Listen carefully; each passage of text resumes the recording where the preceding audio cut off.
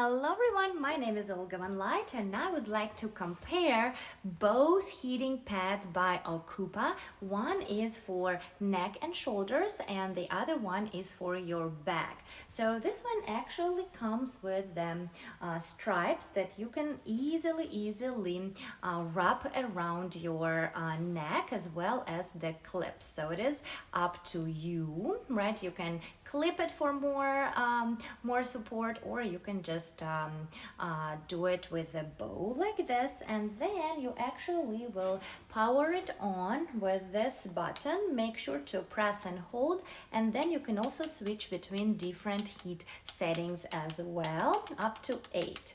And yes guys, with this pad, it also versatile. It comes with this very nice and plush finish to your face, and I feel like you definitely can use both of them at the same time.